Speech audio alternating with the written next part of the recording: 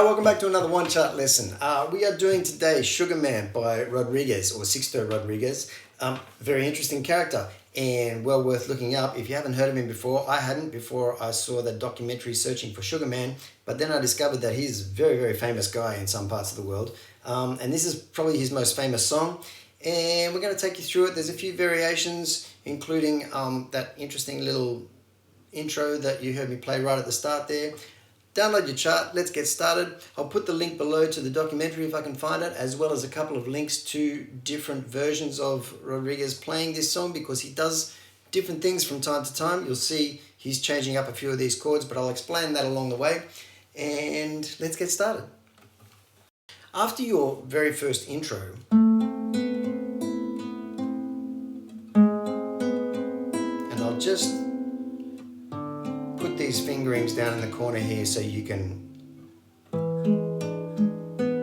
play your way through that. It doesn't really matter what you pick there, because he's a kind of lo-fi, slightly random sort of player. But that's the intro. Now the chords that is following are what he starts to strum, which is A minor.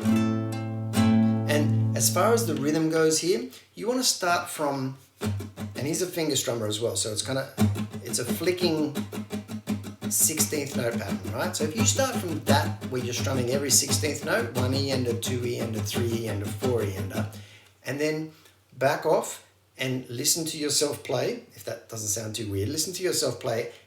Back off a little bit on some of those strums, but keep that hand movement going on the 16th notes, because that's your underlying feel for these strums. And you'll hear the push and pull and the accents that he fits into that 16th note pattern. If I tried to write it out properly and in tab, it would be more confusing than helpful, because he's a bit loose. So do it that way. Start with your 16th notes. And what we're doing is A minor, moving down to an A minor 9. You might recognize this chord from a slightly more famous Led Zeppelin song.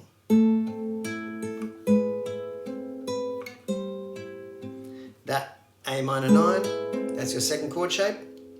Then we go to a D minor 7, but instead of playing the full D minor 7 bar chord, he uses open D string, 5th fret G, 6th fret B, 5th fret E, or if you like, a little D major shape on the 5th fret there. Right, that's your D minor 7, and then an E7, which you can have that first finger on the 5th fret B string or not, both work. I think he usually plays it without that 5th finger, but that's your E7. So A minor 9, D minor 7, E7. There's a bar of an extra 2 beats on that E7 on the studio recording, which is on your chart. During those 2 beats, he moves down to an E7 down here as an open chord, because when he starts the verse, it follows the same chord pattern, more or less, but he plays the A minor as an open chord. Then he moves, instead of the A minor 9, he moves to an interesting chord, which is actually I think it's A minor major 11, but it is this chord here. So it took a little bit of working out, because he kind of plays things differently quite often.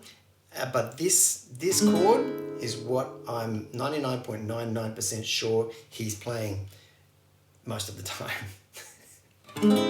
Let me qualify that a little bit more. That's the chord he's doing. But if you wanted to do that sort of A minor 9, where you just drop the note on the G string down from the 2nd fret to the 1st fret, that works as well. I don't see his fingers doing that when I watch him play live. I see him doing that. So either way, play either one of those chords, they'll both work. Then he goes to this chord. He does change around quite a bit. He plays a D minor sometimes, he plays a D minor 7 sometimes, and he plays an F chord sometimes. All 3 of those work. D minor is the relative minor of F major, so they're all kind of the same notes. Take your pick. Any one of those chords works very, very well. I think most of the time he's playing an F live. On the studio recording, it might sound more like a D minor, because the bass, I think the second time through the progression, the bass sits on the D. But either way, those chords work for what he's doing. So A minor, A minor 9 or A minor major 11.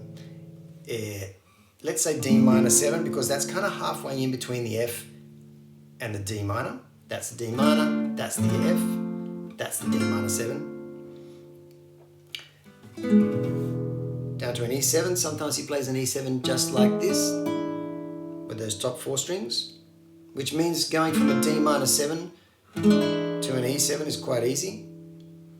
Cause I'm tired of these things. That's your chord progression. Repeat that again, and that's your verse. When he gets to the chorus, the lead into the chorus, which starts on a C chord, is this little bass run. The guitar doesn't do it, but the bass does. So if you're on your own, silver magic. So that's just G, A, B, silver magic ships. D major. Sometimes you can hear a D7, but go for a D major, you'll be safe. Ships you carry. Back to F. Back to C. Jumpers Coke. Sweet F, Mary, and now a B flat, Jane, and then E7. Sometimes instead of playing the E7 here, all he does is should a man, and then goes into another verse. Same chord progression for the verse, twice through. That's pretty much all there is to the song. When he sort of moves past those verses and choruses and goes into that extended solo section, it's pretty much those chords that we played at the start instead of the open chords. He plays the open chords when he's singing. When he's not, he plays these bar chords or open bar chords. And that's pretty much the whole song. I hope you've enjoyed that. I hope you find this interesting because it's a very famous song and I kind of didn't realize it for a long time. But it's fun to play and it's got some interesting voicings and he's an interesting guy. Watch the documentary. Let me know if you liked it or not. And thanks for watching. Please like and subscribe. Thanks for all the love you give the channel. And we'll see you here again soon.